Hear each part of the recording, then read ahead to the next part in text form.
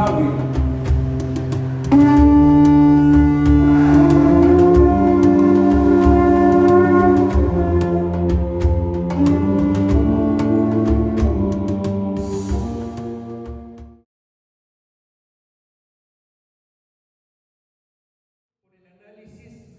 De un ciclo que manejamos mucho en la calendárica y en la astronomía, especialmente en el área maya. Este número básico de la calendárica maya es el 819. No sé si ya habían oído hablar de este número. Entre la literatura de los mayistas se conoce como el número sagrado de los mayas. ¿Y por qué es el número sagrado? El 819, porque integra los números que representan los tres planos cosmogónicos, no tan solo en la cosmovisión maya, sino en toda Mesoamérica y muy probablemente en el mundo andino, como acaban de ver. ¿Cuáles son estos tres planos y cuáles son estos tres números? El primero pues es el 13, ¿no? El sagrado 13, del que tanto se ha hablado, el plano celeste. El segundo es el 7, que es la superficie donde habitamos. Digamos que en el área náhuatl el 13 sería correspondiente a Tlaloca. La superficie de la tierra donde habitamos, que sería el 7, sería el Tlalpan. Y el 9, la región de lo invisible, es decir, el mundo de los muertos, la región de lo invisible, del misterio, algunos le llaman el inframundo, ¿no? El mundo subterráneo. Entonces, este 13, 7, 9 implica esta síntesis en la multiplicación de 13 por 7 por 9, que es el número sagrado de los mayas 819, y que se encuentra representado, por ejemplo, en estructuras como la que se acaba de señalar hace un rato, el templo de Kukulcán en Chichén Itzá, que tiene 91 escalones por fachada, son 4 fachadas, y tiene 9 cuerpos. Si ustedes multiplican 9 por 91, van a llegar al 819. Y muchas otras implicaciones, principalmente, y la más técnica y la más importante, se encuentra en el manejo de los códices. Los códices originales del área maya, especialmente los que conocemos, como el códice que está en la ciudad de Dresden, en Alemania, el códice Dresden, el códice de Madrid, otro cortesiano, que está en la ciudad de Madrid, y el códice parisino, que está en la Biblioteca Nacional de París. Y actualmente ya se tiene un cuarto códice original maya que se descubrió y que se encuentra en la biblioteca de la bóveda del Museo Nacional de Antropología, que antes se conocía como Códice Grolier y ahora se llama Códice Maya de México.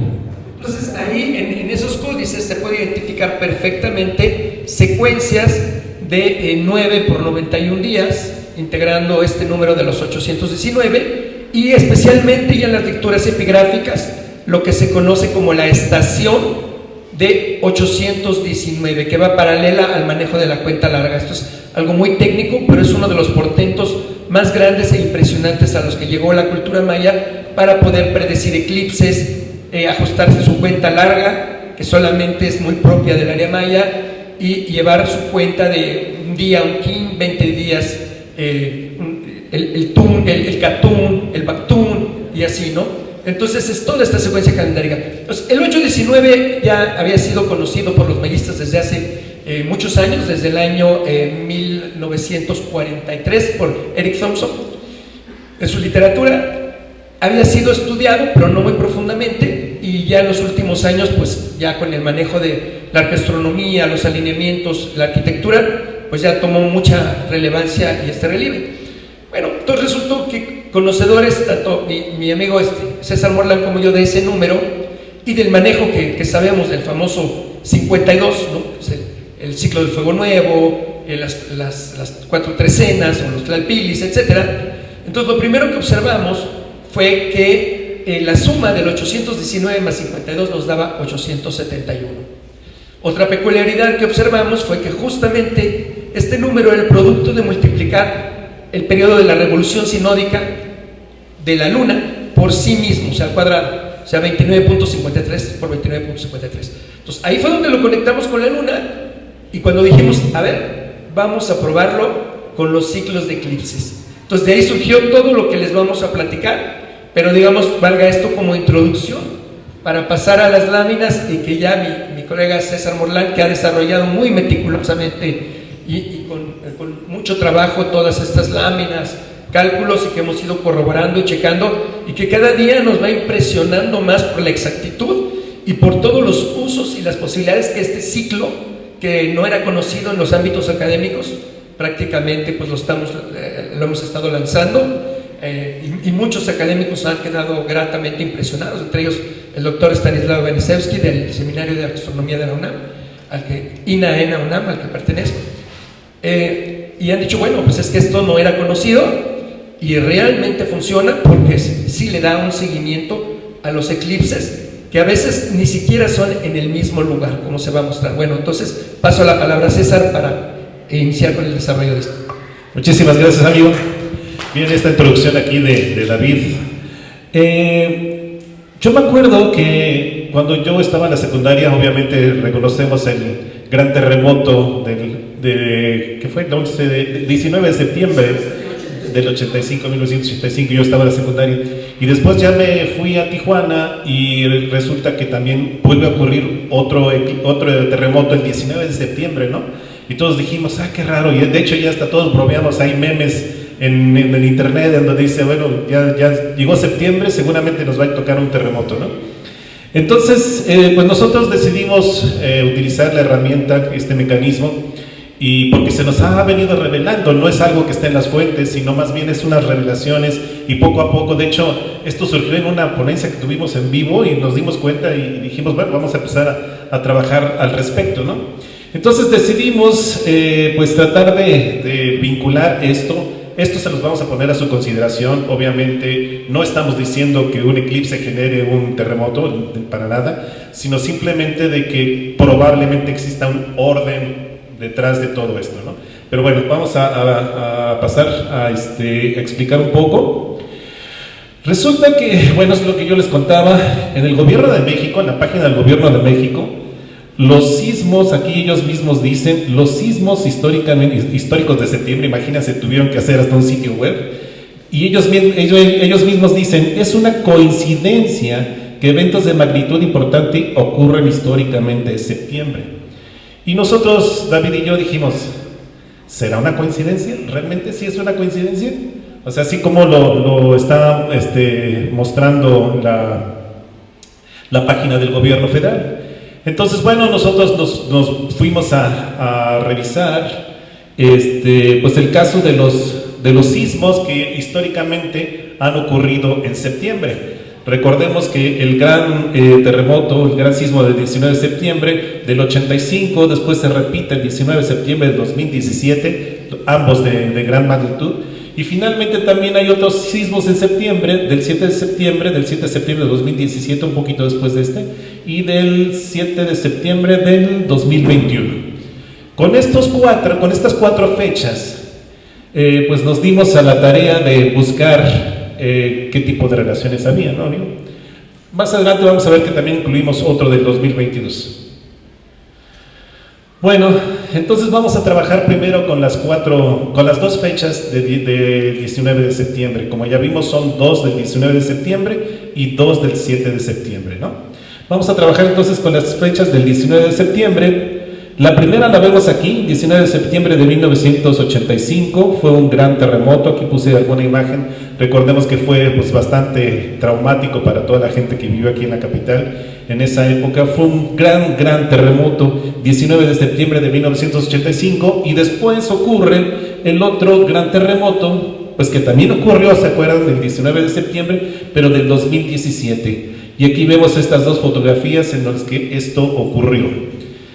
Lo que nosotros hacemos es medir la cantidad de días que hay entre un evento, entre este y este otro, y ver qué patrones podemos encontrar utilizando los números propios del calendario.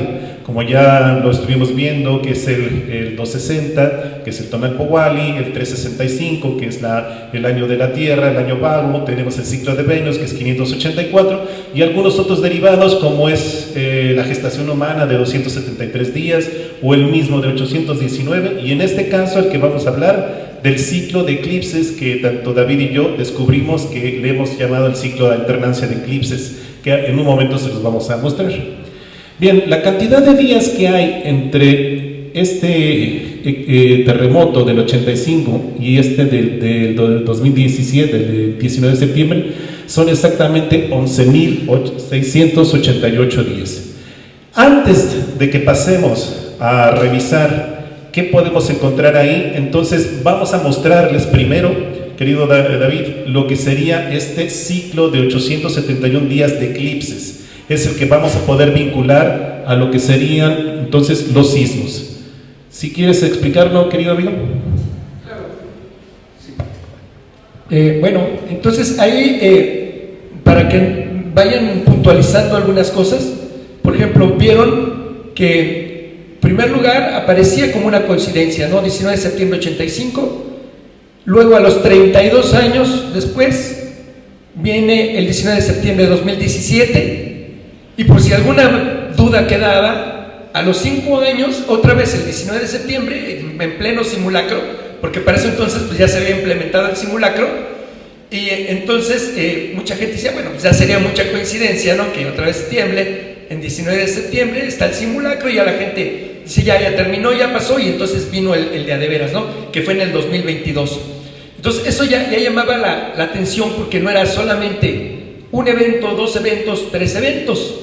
Entonces ahí es donde empezamos a aplicar esto, pero desde el punto de vista de algo que sí puede ser predecible, como son los eclipses.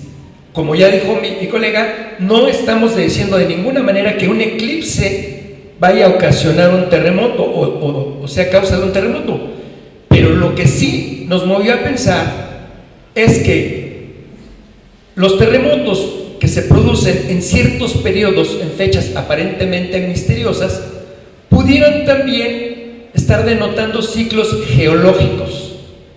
Ciclos geológicos del movimiento de las placas tectónicas que van paralelos o sincronizados a ciclos que sí pudieron haber sido observados por nuestros ancestros, que eran tan meticulosos escudriñadores de los fenómenos celestes.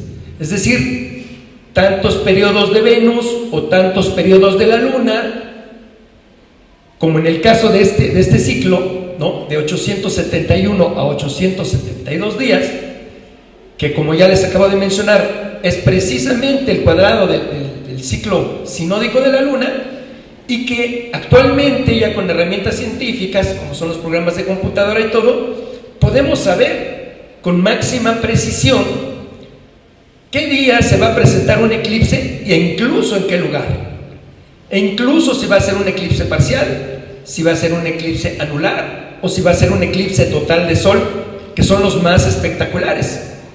Esto está fresco porque acabamos de pasar precisamente el 8 de abril de este año 2024 un gran eclipse que para mucha gente que de cierta edad nos recordó mucho aquel eclipse que vivimos el 11 de julio de 1991 y que implicó además muchísimo movimiento, no tan solo a nivel científico, que era la primera vez que se difundía en medios de comunicación, televisión y todo, el momento en que iba a ser la oscuridad total a mediodía, pero además que nos conectó con nuestro pasado prehispánico.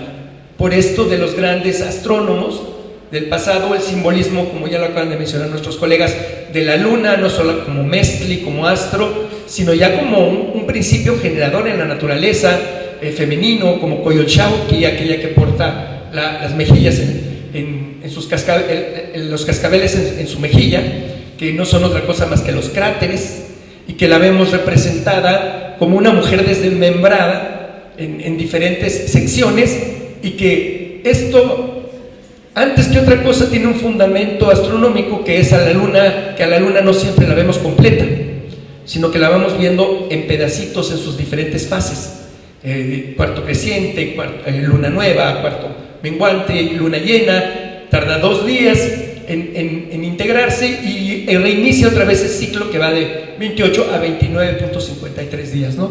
Entonces, tomando en cuenta esta ecuación y aplicando ya los programas de computadora, nos dimos cuenta que, por ejemplo, allá tenemos este eclipse que está señalando César.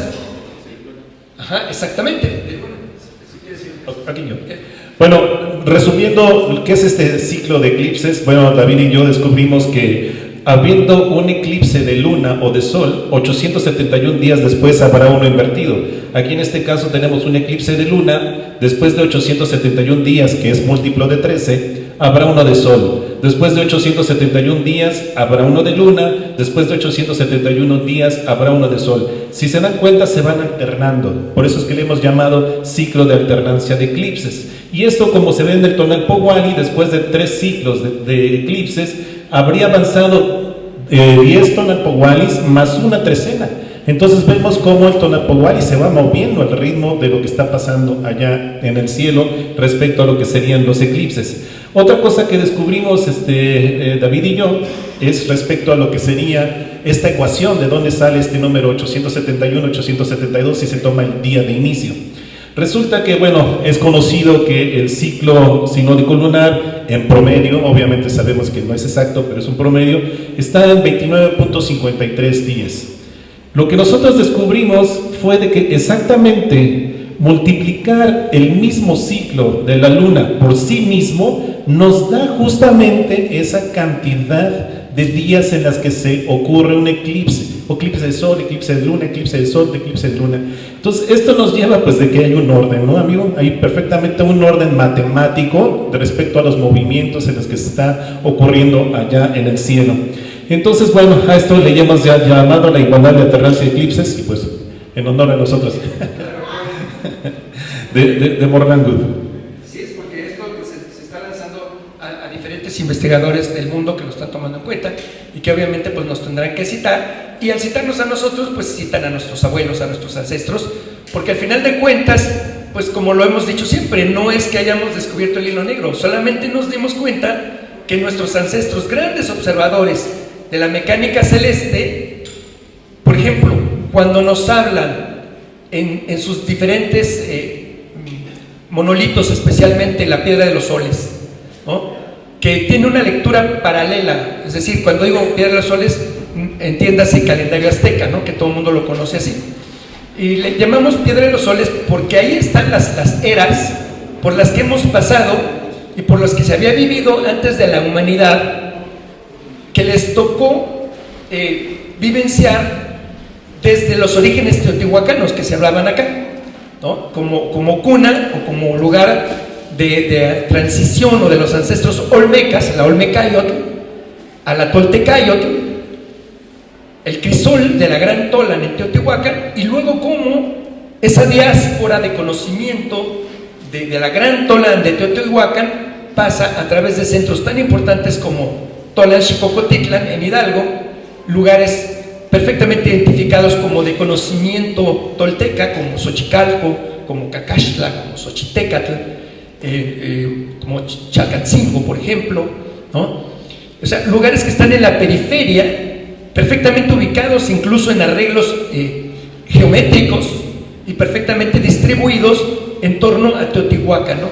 Y que muy probablemente esto pues lo reprodujeron los mexicas cuando llegaron del norte al valle y se instalaron siguiendo estos patrones y siguiendo estos modelos, que es lo que conocemos como los tepeyacacs, aunque no solamente es el tepeyacac del norte, conocido como la villa, que es la punta, o sea, no es la parte más alta, un yacac, una nariz en náhuatl, sino es la parte más adelantada, como una flecha de una cordillera, en donde desemboca la fuerza telúrica de una cadena montañosa, en este caso la Sierra de Guadalupe, pero que es exactamente el mismo efecto, por ejemplo, en el llamado Cerro de la Estrella o Huizachtepetl, en Iztapalapa, en donde ahí también desemboca la fuerza telúrica y geológica de una cadena montañosa que rodea el valle. En este caso decimos la Sierra Nevada, donde está el Popocatépetl, la Iztaccíhuatl, el Telapón, etcétera. Al norte la Sierra de Guadalupe, al poniente la Sierra de las Cruces y al sur la Sierra de la Cusco. Esto para la Ciudad de México, ¿no? Entonces esos puntos que ubicamos como tepeyacacs como Huizachtepetl en Iztapalapa, como el Tepeyacac del Norte o la Villa, como el Tepetzingo, donde está el Aeropuerto Internacional de la Ciudad de México, en fin, el Totoltepetl, los Remedios, tienen un centro, ¿no? Y ese centro es una elevación que está prácticamente en el centro de la ciudad, en este caso es Chapultepec, ¿no? Y que fue el punto de crisol tolteca de lo que fue la antigua Teotihuacán. Culhuacán, otro de ellos, ahí a un lado de Iztapalapa. Entonces, todos estos conocimientos los fueron heredando. Entonces, como vamos viendo, son conocimientos geográficos, orográficos, del territorio, de la distribución, pero que al mismo tiempo representan números, como ya se decía en otras conferencias, los números hablan. Y los signos de los días hablan. Por eso se representan a veces con la vírgula de la palabra. Por ejemplo, entre los mayas es muy conocido que los números son sagrados. Traen una carga, cada número trae una carga. Y esa carga sagrada es lo que ese número en sí mismo nos dice cuando se asocia a un signo, que puede ser cualquiera de los 20 signos de los días. No es lo mismo decir Cuautli, águila, a decir Nahui Cuautli. O decir Seolin, un Olin, a decir Nahui Olin, 4 movimientos, ¿no? Entonces ahí es donde vamos utilizando la calendárica para ir identificando en una estructura, en un esquema, no solamente un numeral, un signo de día, una trecena, una veintena, el acompañante, los 9 señores que corresponden al movimiento del sol que está ahí, aunque sea de noche no lo vemos, pero el sol sigue ahí. Entonces hay un conteo de 13 señores del día, los volátiles, del cual uno es mariposa, que corresponde al Olin, al movimiento, y los 9 de la noche, ¿no? Entonces, en esa secuencia establecemos estructuras calendáricas, arreglos, 18 veintenas, los Nemontemi, las 20 trecenas, el Tonalpohualli, como van corriendo simultáneamente, 73 Tonalpohuallis corresponden a, en 52 años, de 365 días, ¿no? Entonces, esos 260, que es, digamos, la cuenta sagrada, la de los seres humanos, que nos conecta a 260 más 13, y por lo tanto 273, como aquí se ha hablado, está ya caracterizada por diferentes movimientos astronómicos. Es decir, la luna, allá en el cielo, cada que se va moviendo de 28 a 29 días va ejerciendo su influencia gravitatoria, no solamente sobre las mareas, sobre todos los líquidos que hay, sino sobre los seres vivos que estamos compuestos por líquidos, por sangre principalmente, que es el líquido de la vida. Y en su conjunto, imagínense que la Tierra misma también es un cuerpo que contiene mucho líquido, o sea, toda la magma volcánica son flujos de lava que se van moviendo conforme a fuerzas gravitatorias. Entonces, influyen las fuerzas gravitatorias de la Luna en torno a la Tierra, estos 29.53, de la Luna y la Tierra en torno al Sol, 365.2422, de la Luna y la Tierra y el Sol mismo en torno al centro de nuestra galaxia, y de los otros planetas que forman parte de nuestro sistema solar en función de cómo los vemos desde la Tierra para que ocupen la misma posición. Caso de Venus, su revolución sinódica, 584 días ya cerrado. Entonces, esto implica que toda esa mecánica cósmica que está ejerciendo influencia sobre la Tierra y sobre todos los fenómenos de la Tierra a nivel geológico y a su vez a nivel biológico para los seres humanos, está involucrada en una mecánica celeste que se expresa a través de números y, como ya lo vimos en la magistral conferencia de nuestro compañero Mauricio, a través de formas, a través de la geometría, a través de símbolos, ¿no? Entonces, así es como organizaron el conocimiento de nuestros ancestros para entender lo que va sucediendo no solamente en la vida de un ser humano desde que nace o incluso antes, desde que se gesta, qué día se gestó, ¿no? Muy importante para saber en qué día nació y cuál es la relación entre el día en que se gestó y el día en que nació, ¿no? ¿Cuántos ciclos tiene, por ejemplo, decir, ¿y tú cuánto tiempo tienes? Ah, pues yo tengo tantos años. ¿De qué? De vida. Ah, si estamos contando vida, tenemos que contar esos 9 meses aproximadamente de gestación, que ya estábamos vivos ahí dando patadas en el vientre materno, no solamente desde que nacemos. Entonces vean la precisión que tuvieron nuestros ancestros para contar los fenómenos de vida, pero no solo de vida, sino aquello que llamamos la vida del entorno natural. Para ellos todo era un ente vivo, ¿sí? No son plantas, animales, seres humanos, la tierra misma. Por eso mismo es que la van representando siempre en sus formas duales, lo que se hablaba aquí del sol femenino, ¿no? Tonantzin-Tonal Tecuatlanopeu, que corresponde a Tonatiuh como astro en la parte también masculina, pero que es una integración dual, ¿no? La esencia dual de todo lo que existe: sol femenino, sol masculino, luna masculina, Texistecatl, luna femenina con los Xauqui.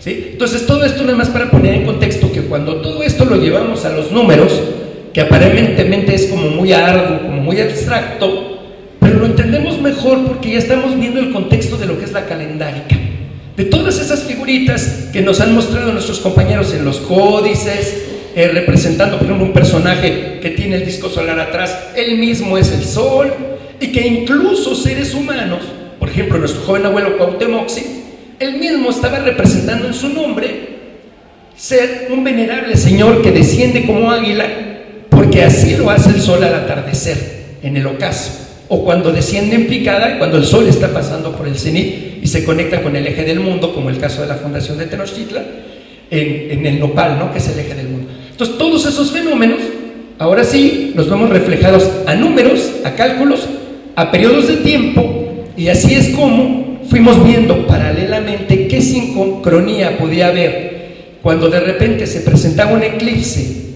que había sido, digamos, pronosticado, predecido y demás, y que no ese día, pero a los tantos días de repente se movía la Tierra, que siempre se está moviendo en diferentes placas tectónicas, pero específicamente en la zona que fue habitada por estas culturas que observaron esto, ¿no? Entonces ahí es donde nos fuimos dando cuenta que sí hay un paralelismo, que sí hay una sincronía que nos permite saber que cuando nuestros ancestros dijeron: pasamos por 4 eras, 4 soles, y el 5.º sol que estamos viviendo actualmente, su nombre Nahui-Olin, y que ha de terminar con la señal de movimientos de tierra. Entonces, ¿qué tuvieron que haber sabido nuestros ancestros para dejar dicho eso en un monolito tan importante como la Piedra de los Soles, pero además que podemos tener la lectura a través de las crónicas como Códice Chimalpopoca, Anales de Cuautitlán, Leyenda de los Soles, Códice el Vaticano Ríos, en donde se van mostrando las diferentes eras y que nos dicen, y una época en que todo estaba inundado, sol de agua, llovió tanto durante tanto tiempo, ¿no? Que prácticamente pues todas las criaturas tuvieron que ser como peces, o en un momento hubo erupciones volcánicas en serie, hubo tanto fuego, tanta lava que tuvieron que emigrar a esos habitantes y prácticamente tuvieron que ir a las partes altas imitando a las aves, o por ejemplo el sol de tierra, el sol de jaguar, y especialmente el Nahui-Olin, en el que estamos viviendo actualmente. Entonces ahí es donde recurrimos a los ciclos que nos van señalando las fuentes, ¿no? Que nos dicen, a ver, 676 años, ¿qué es esto? 52 por 13, pero este 676 tiene una transición de un sol a otro de 26 años, y entonces va integrando un periodo mayor que llega a ser de 5200 años, y entonces 5200 años es como si fuera un 52 grandote, ¿sí? 4 veces 13, 52, ¿sí? Y entonces cuando decimos 2 veces 13, 26, 2600, 5200, y esto 5 veces, o sea 5 soles, pues 26.000 años. Y resulta que astronómicamente el periodo de 26.000 años es muy importante porque es el periodo de precesión lunisolar. Es decir, cada 26.000 años nuestro planeta Tierra, que tiene un eje de rotación imaginario que apunta en este caso a la estrella polar, por eso les llamamos polos a los polos, polo norte, polo sur, por la estrella polar es de la constelación de la Osa Menor, no va a estar apuntando en 13.000 años a ese punto en la constelación de la Osa Menor, y entonces el polo norte no va a ser el que conocemos actualmente, y así van a pasar otros 13.000 años hasta que va a volver al mismo punto. Entonces, ese macromovimiento de 26.000 años, a su vez es como un fractal en grande de lo que viene siendo un Tonalpohualli de 260 días, o un periodo de 260 años, ¿sí? Y siempre la base 3. Entonces, aplicando todo esto, fue cuando nos dimos cuenta, por ejemplo, ya en los casos específicos de ese eclipse del 11 de julio de 1991, que nos marcó mucho porque fue cuando por primera vez la gente acudió a las zonas sagradas arqueológicas, incluso vinieron los lamas, se habló mucho de todo esto y demás, y que nos va ya dando una historia, una crónica de prácticas ceremoniales, pero también de conocimientos científicos e históricos para el siguiente eclipse que se presentara.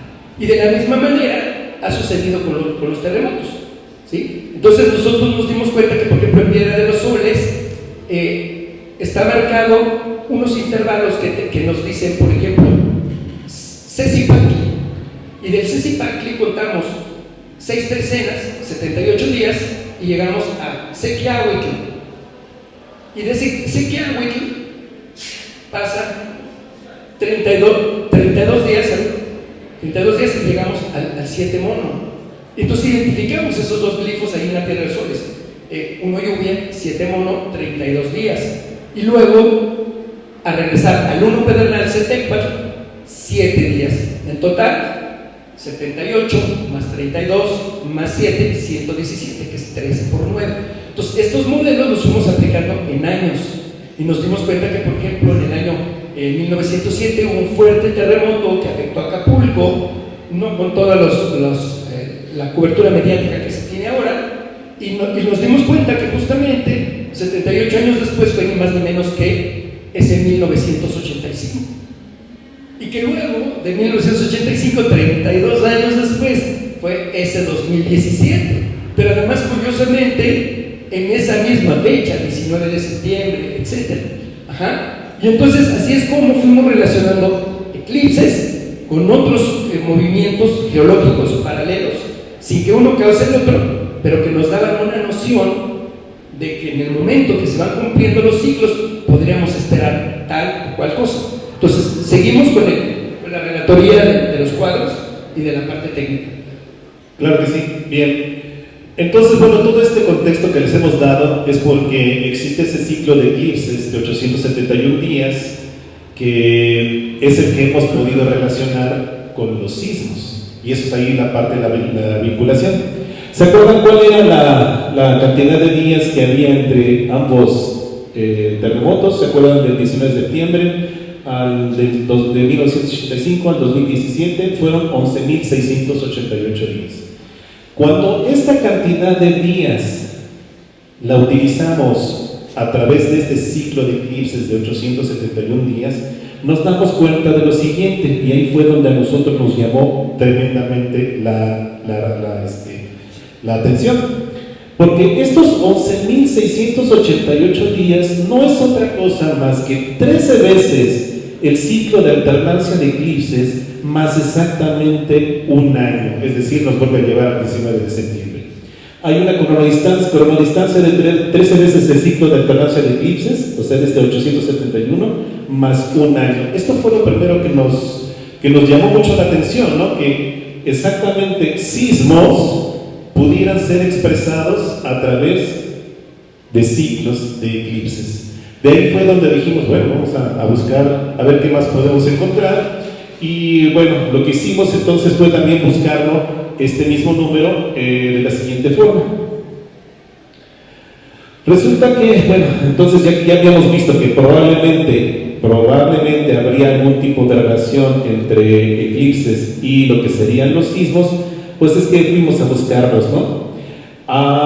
Como ustedes saben, apenas el pasado 8 de abril de 2024 vivimos uno de los eclipses que se vio en este territorio, que atravesó prácticamente todo el norte del país, el norte del sur y el centro de Estados Unidos.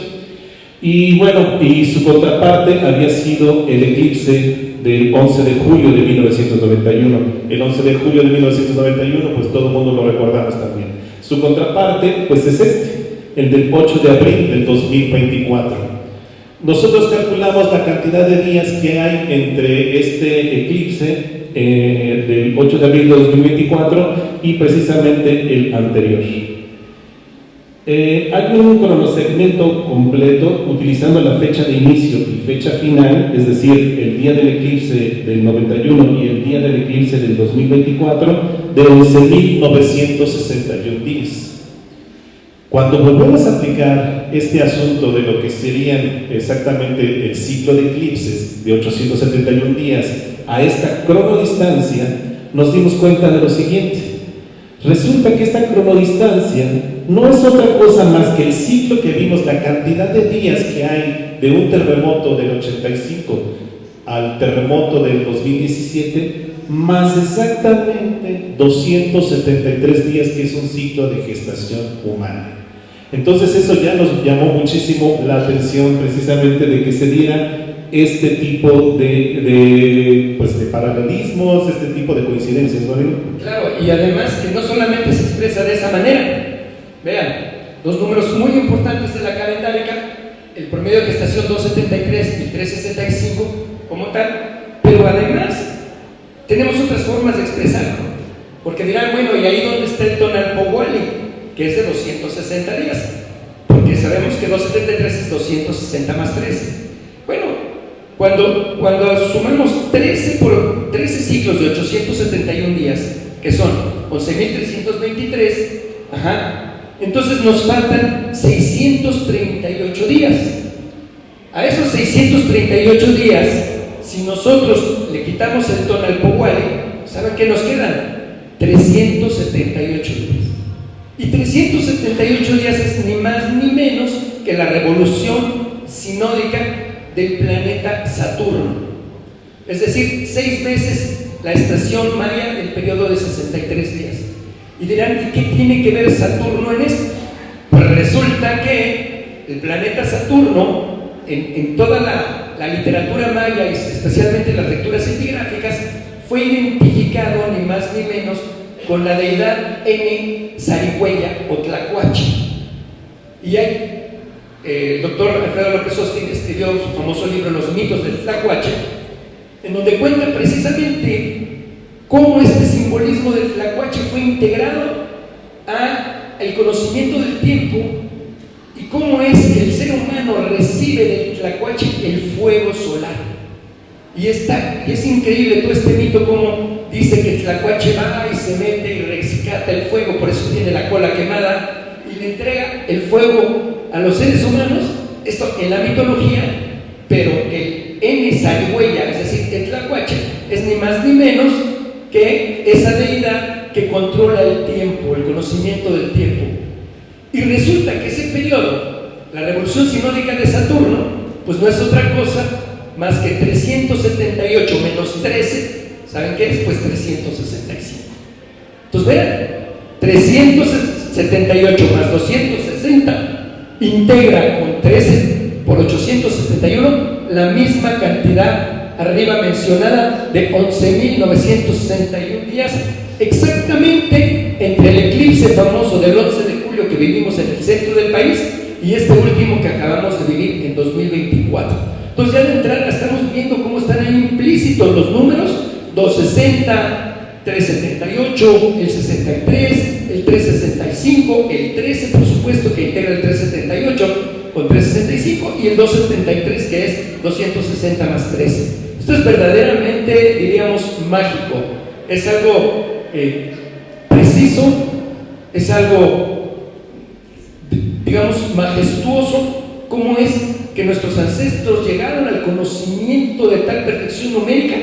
No solamente en cuanto a la geometría, como nos mostraban hace rato, no solamente en cuanto a la calendárica, sino a cómo se coordinaba esto y se sincronizaba con la bóveda celeste, con los movimientos de cuerpos como la Luna, como el planeta Saturno, como el planeta Venus, como la Tierra alrededor del Sol, todo lo que acabamos de mencionar. O sea, es la mecánica de las esferas, ¿no? La magia de los cielos aplicada a la relación calendárica con los seres humanos. Entonces, por eso en un evento como este, justamente del nuevo tiempo de Anáhuac, del análisis y del estudio de la estructura calendárica de los ancestros, pues no podemos más que maravillarnos de este tipo de precisión que alcanzaron los ancestros y que nosotros estamos descubriendo poco a poco, ahora ya con la utilización de programas de computadora, de lecturas epigráficas y de todo esto. Adelante. Bueno, aquí nada más para resaltar esta parte, esto es utilizando el número 871, utilizando el número 872, son 13 veces el ciclo de 872, más 365 más 260. Aquí entonces sería una forma distinta de expresarlo. Y es ahí entonces donde pues, nos llamó más la atención, ya teníamos esos dos grandes terremotos, teníamos esos dos grandes eclipses en México, y encontramos esa relación precisamente a través del ciclo de alternancia y los números propios de la cronometría nativa.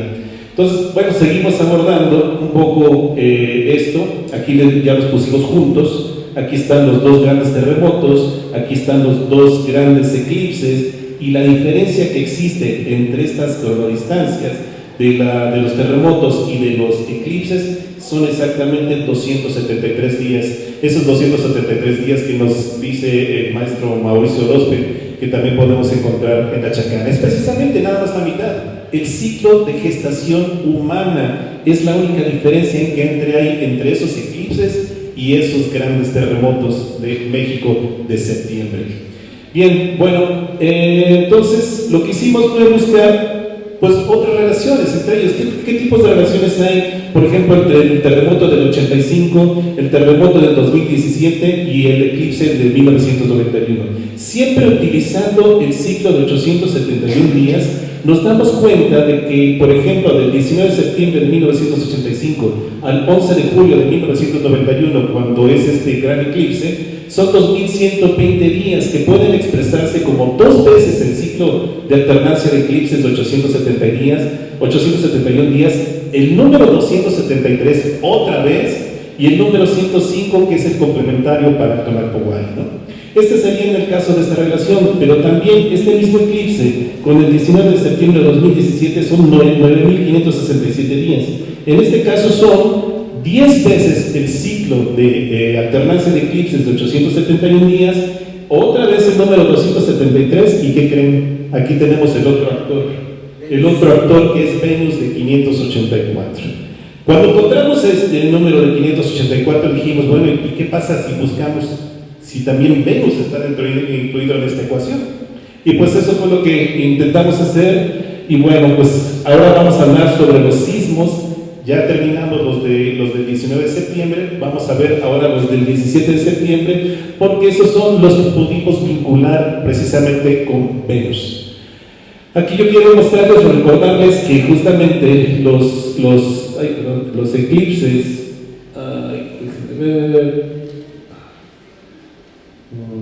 ya vamos a hacer esto. Ahí están. Ok, ahí está nada más para recordarle las fechas que son 7 de septiembre del 2017 y 7 de septiembre de 2021. ¿Qué pasa? Nos hicimos esta pregunta. ¿Se vinculará con Venus? Y para nosotros, en uno de los ciclos más importantes o un evento astronómico más importante que se vincula justamente en estos tiempos es justamente el tránsito de Venus frente al Sol. Este ocurrió, el más reciente de ellos, ocurrió justamente el día 6 de junio del 2012, ¿lo recuerdas? Sí, claro. Esto ocurrió entonces, el tránsito de Venus frente al Sol justamente en esta fecha. ¿Y cómo se vinculan con los terremotos, con estos terremotos del 7 de septiembre del 2017? De la siguiente forma. Porque nos dimos cuenta, aquí está este 7 de septiembre de 2017, que además es una fecha de la familia de radiaciones, ¿no? Sí, y un pequeño detalle, si se dan cuenta, este fue de 8.2 grados, fue muy fuerte, pero como fue en Oaxaca, aunque lo sentimos en la Ciudad de México, no tuvo tanto impacto como tuvo en Oaxaca, porque si hubiera sido el que se presenta del 7 de septiembre al 19 de septiembre en directo son 12 días.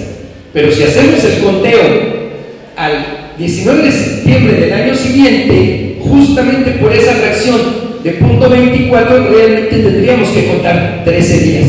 ¿Sí? Es como dijéramos del 6 al 19. Entonces, eso es lo que pasa.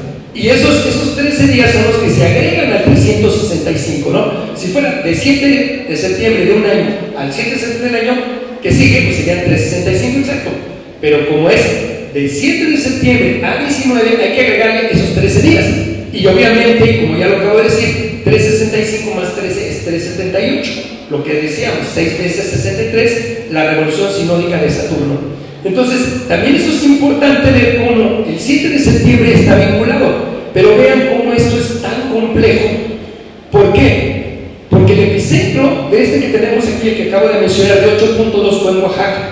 Fue muy fuerte y no afecta tanto aquí. Y mucha gente dijo, bueno, pues fue en Oaxaca, ya no pasó nada.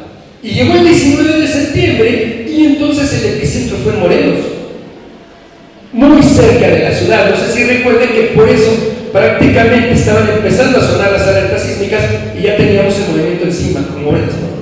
Y fue tremendo. Y fue de 7.1. Imagínense si hubiera sido de 8.2, con esa cercanía del epicentro y con esa superficialidad del foco. Entonces son como avisos que nos fueron dando de cómo se van moviendo diferentes epicentros en diferentes lugares, pero con conexiones calendáricas en el tiempo y siempre asociadas al movimiento de la bóveda celeste de los astros. Eso ni siquiera la ciencia más moderna actual lo ha podido predecir. ¿Por qué? Porque hay muchos epicentros en todo el mundo, todos los días se está temblando y no todos son arriba de 8 grados. Y por eso a veces pues es que es prácticamente imposible predecir un terremoto. Lo que pasa es también que ahora se ve global todo el planeta. Y en aquel entonces nuestros ancestros primero se focalizaron en las regiones que les interesaban: Oaxaca, Guerrero, Brecha de Guerrero, Jalisco, etc. Y en segundo lugar, tuvieron mucho más tiempo para experimentar. O sea, todo lo que conocemos actualmente con acelerógrafos, sismógrafos, la escala de Richter y todo, pues será de unos 100 años para acá. Entonces, imagínense, y bueno, hasta dónde se ha llegado, pero es muy poquito tiempo. Entonces, imagínense que los ancestros tuvieron siglos y siglos y milenios de observación de movimientos en una zona específica, en diferente tipo de focos, los que afectaban en una ciudad como Tenochtitlan, los que afectaban en otro lugar, y al mismo tiempo ellos seguían estudiando los astros y la calendárica. Entonces, por eso su conocimiento, aunque no tuvieron las computadoras, los satélites artificiales como ahora, los sonar de penetración, los radares, todo lo que se tiene en la tecnología, pero tuvieron el tiempo a su favor. Mucho tiempo, mucha precisión y mucha percepción, porque obviamente los ancestros utilizaban todos sus sentidos para percibir la vibración de la Tierra. En las mismas estructuras, ellos podían saber qué tanto se calienta una roca diferente a otras, si se aplica piedra volcánica, por ejemplo, el manejo de la lava cristalizada, como es la obsidiana, los cuarzos, se colocaban cuarzos incluso en las orejeras, practicaban deformación craneana para tener otro tipo de percepción, como lo vemos en las cabezas olmecas. Conocían perfectamente la naturaleza para administrar pequeñas dosis de algunas plantas, no como drogas, sino para poder afinar la percepción y estar justamente después de estar varios días en una cueva y salir exactamente el día que estaba saliendo el lucero de la mañana y percibir esa luz con todos sus sentidos.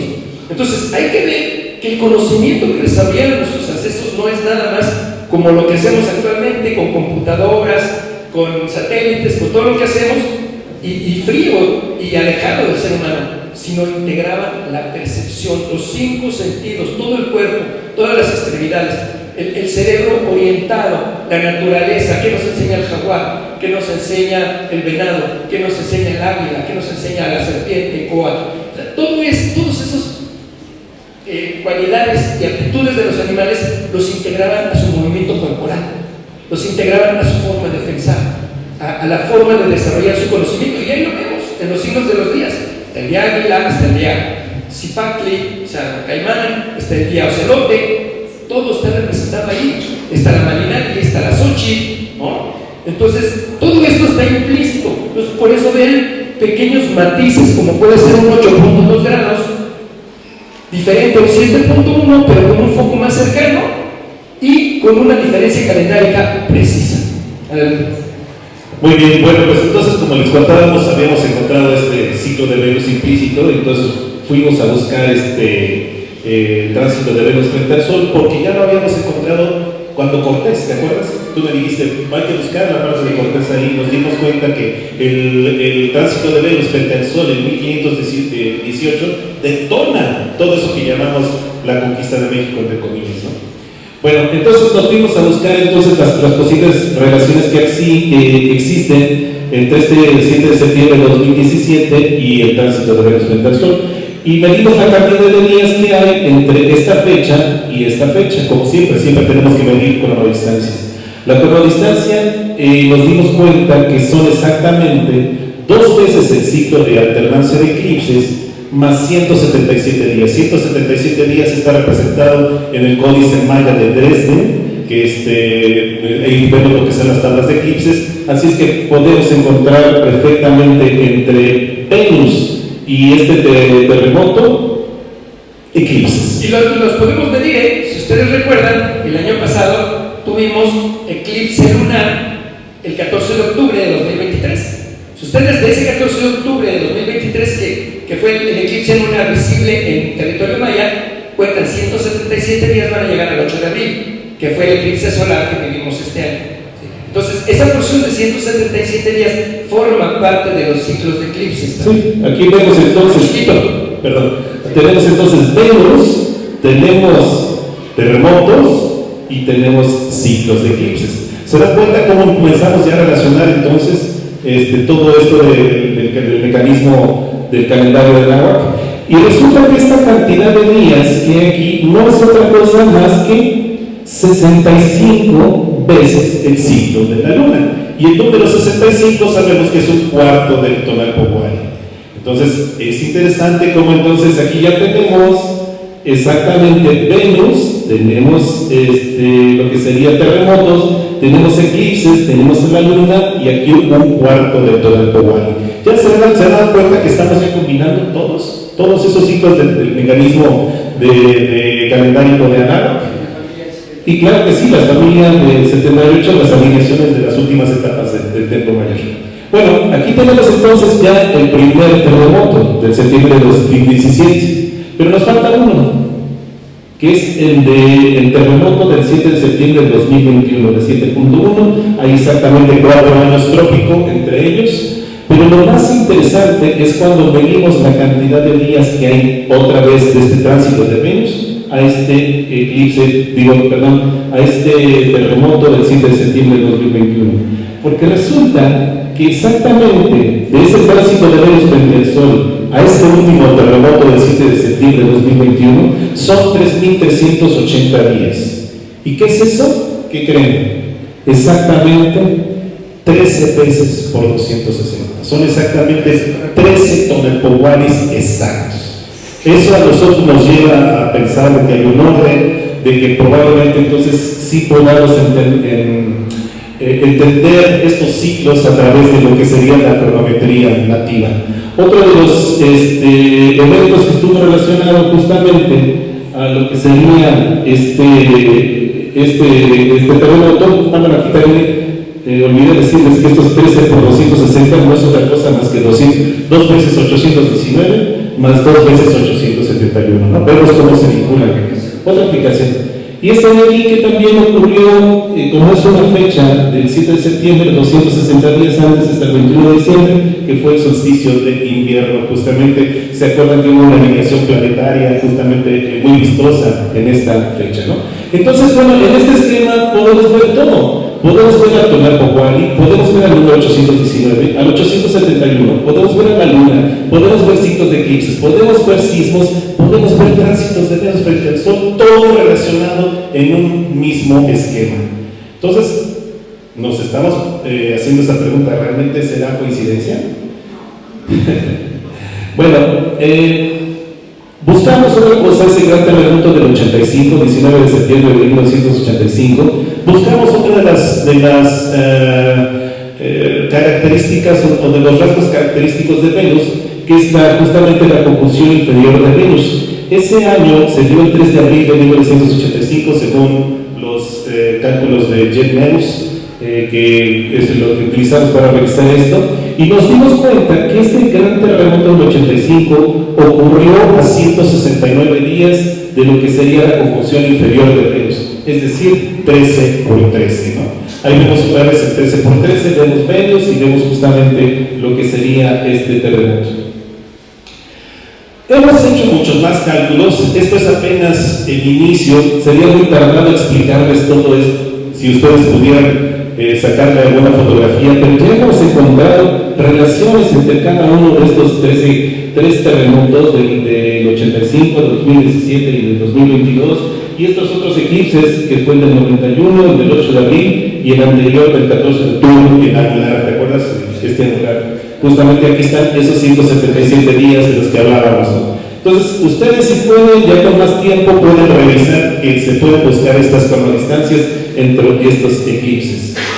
Bien, ya casi estamos por terminar. Aquí quiero mostrarles también esta del otro eclipse, el otro terremoto del 19 de septiembre de 2022 al 8 de abril de 2024, justamente a este eclipse. Lo mismo, vamos a ver qué cantidad de días hay de esta fecha a esta fecha y nos dimos cuenta que son 2.393 días.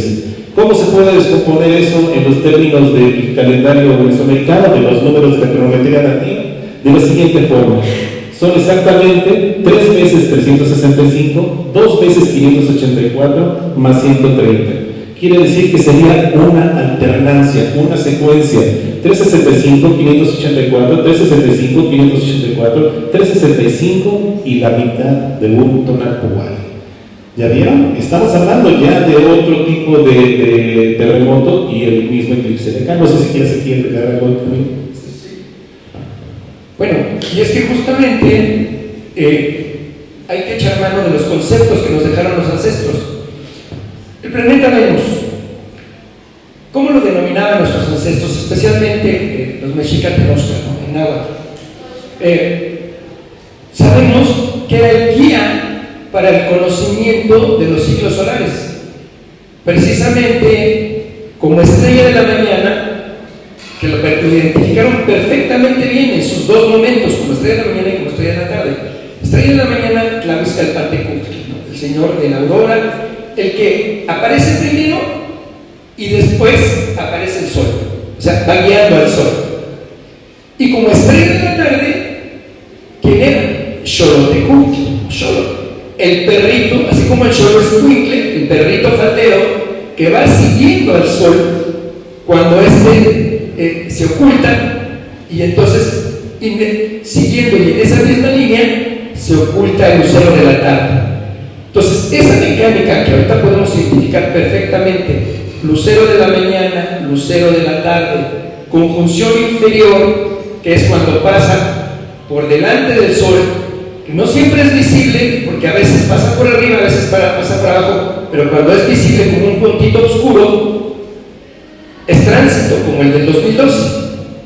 Y que, recordemos, por ejemplo, en la leyenda de los soles hay un momento en el que Nanahuatzin se lanza a la hoguera solar, el Bogocillo. Pues es precisamente, no solamente es un mito, es la presentación de ese astro como Nanahuatzin, que tiene el valor de atravesar el disco solar y salir del otro lado, ¿no? Y que además siempre ese Tlahuizcalpantecutli va a estar asociado a Quetzalcóatl, al concepto Quetzalcóatl en su amplio sentido, y que precisamente cuando en 1518 vienen los invasores, hay tránsito de Venus por el disco solar, y 8 años después, en 1526, después de asesinado joven abuelo Cuauhtémoc, que por cierto el año que entra se va a cumplir los 500 años de ese fatídico momento, ocurre el otro tránsito, 8 años, misma mecánica que vivimos entre los dos tránsitos de 2012 y 8 años antes, ¿no? El 2004, y que obviamente se manejaron muchas cosas, que el 2012, etcétera, pero que no se había profundizado en este conocimiento, y que, como diremos ahorita, para la época que nos toca vivir, con la síntesis de todo esto, sí tenemos algo que es una llamada de atención para afinar nuestros sentidos, con lo que ahorita terminamos. Adelante. Bien, ya estamos por concluir esta parte. de lo que sería la posible vinculación. Bueno, nada más recordarles, si nosotros sumamos esta cantidad o estos sumandos, vamos a llegar justamente a los 2.393 días. Y lo que hicimos fue también buscarlo con la parte del 19 de septiembre del 85 y 19 de septiembre de 2017, pero incluidas ambas fechas. En este caso nos sería esta cantidad de días, 11.689, se suma un día más si es que utilizamos el día de inicio y el día final, y esto quedaría entonces descompuesto, este número de 11.689, de la siguiente forma: serían exactamente 11 veces la suma de Venus y la Tierra, 2 veces el Tonalpohualli más 2 veces la Tierra. Esto podría entonces descomponerse de la siguiente forma, así: 2 veces 260, después una alternancia otra vez de Venus con la Tierra, Venus, Tierra, Venus, Tierra, Venus, Tierra, Venus, Tierra, y terminaría exactamente con lo que sería 2 veces el ciclo de la Tierra. Entonces vemos que estas cantidades de días se pueden descomponer en lo que serían los números del calendario, los números de Anáhuac, ¿no? Bien, entonces, pues yo les hago esta pregunta que nos lo hizo la página del Gobierno de México. ¿Se acuerdan que la vimos al principio? ¿Será que solo es una coincidencia? Ustedes tienen la mejor opinión, nosotros mostramos solamente los datos y ustedes pues toman justamente lo que sería pues el veredicto. Sí, y para terminar, dirá, bueno, con todo este conocimiento, ¿qué nos dejaron señalados nuestros ancestros para poner atención del tiempo que estamos viviendo? Porque recordemos que estamos viendo el quinto sol, aquel, su nombre calendárico Nahui-Olin, y que está asociado con esta vibración de la Tierra. Bueno, pues justamente los ciclos, por ejemplo, de la fundación de Mexico-Tenochtitlan, 1 Pedernal, 1324, más 676 años, que es 52 por 13, se cumplió en el año 2000, y ahí entra el periodo de transición que señala Códice Chimalpopoca, la mitad de un ciclo de 52 años, que son 26 años, o sea, es como un 260 pero chiquito. ¿Y cuándo va a ser esto? Pues en el 2026, que va a ser un año 1 conejo, y que además está señalado, si ustedes ven nuestra venerable escultura que conocemos como Coatlicue, hay un símbolo muy importante que está en la base, y que obviamente estuvo oculto mucho tiempo porque está en la base, tendría que estar levantada, pero tomaron la calca los museógrafos en fibra de vidrio y está mostrada en la parte posterior en el Museo Nacional de Antropología.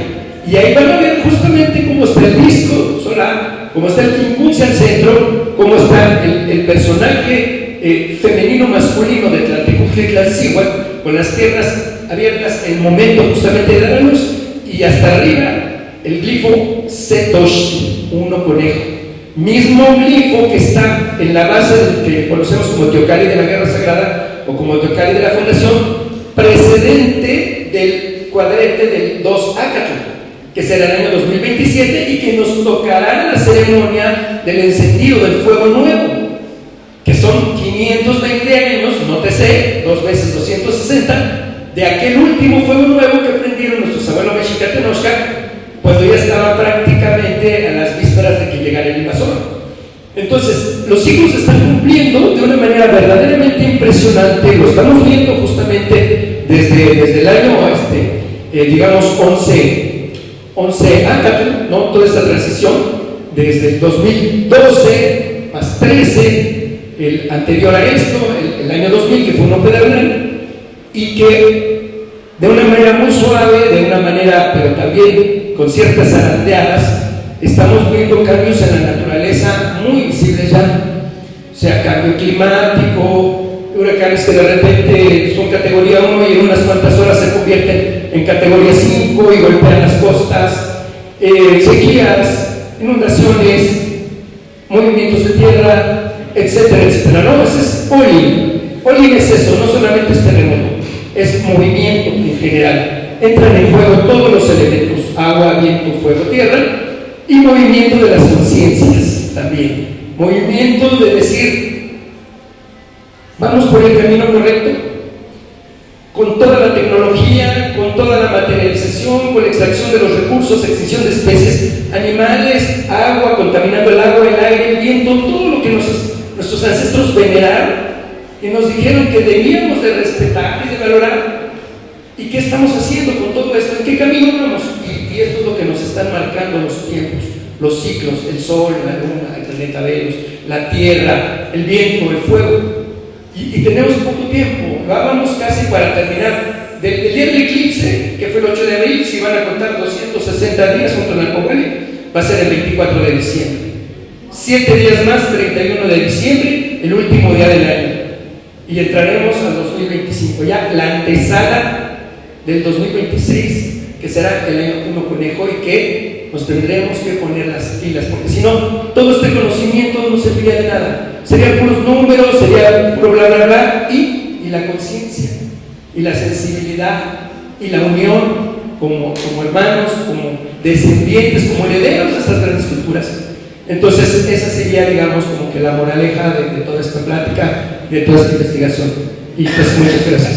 Muchas gracias por la atención. Muchas gracias.